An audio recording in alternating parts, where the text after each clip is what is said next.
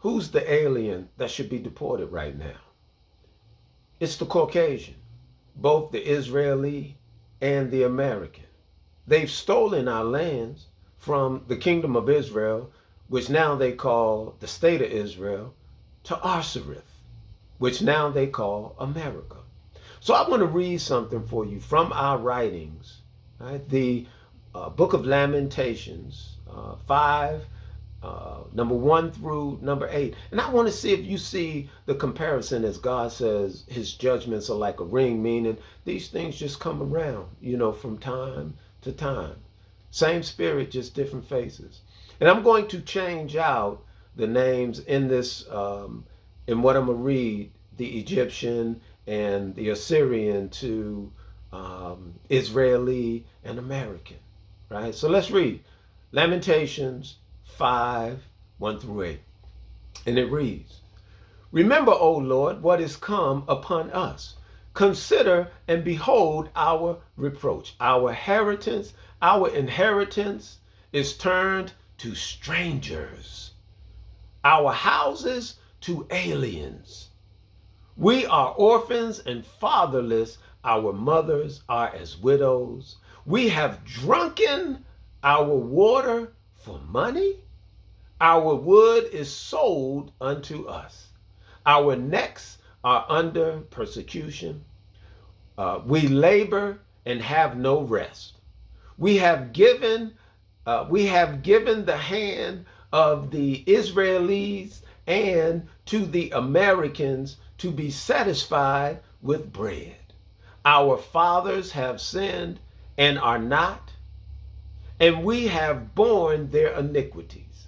Servants have ruled over us. There is none that do deliver us out of their hand."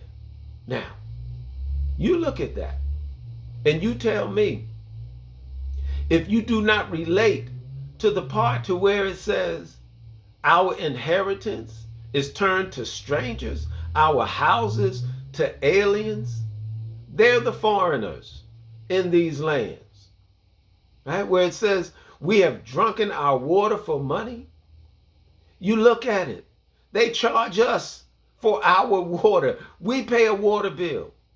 Our wood is sold to us. They've taken our resources and then turn back around and sell it to us. Y'all, this is happening in real time.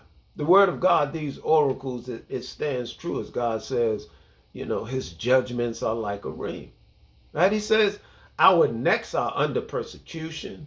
We labor and have no rest, right? We're given into the hands of the Israelis and the Americans, right? To be satisfied with bread, meaning we got to go to them for our livelihoods, for our paychecks and for our jobs. And if you speak or say anything against them, then everything is in jeopardy. Here he says, lastly, servants have ruled over us. See, this is where we've not come to understand that we are the children of God. And because we've turned our back on God and we've decided to follow after the customs and traditions of these servants and or these heathens, then we're paying the penalty. But once we understand who we are, not based on the religion, but based on our heritage, and we turn back to God and we deal with the law of life that he gave us for inheritance, then we can be put back on top of the world and we would no longer be under these servants.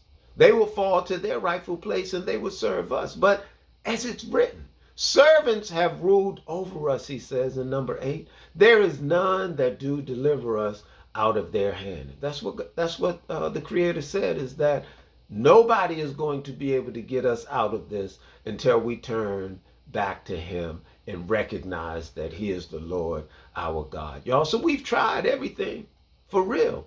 We've tried everything but coming back to our Creator, that he can show that he is God.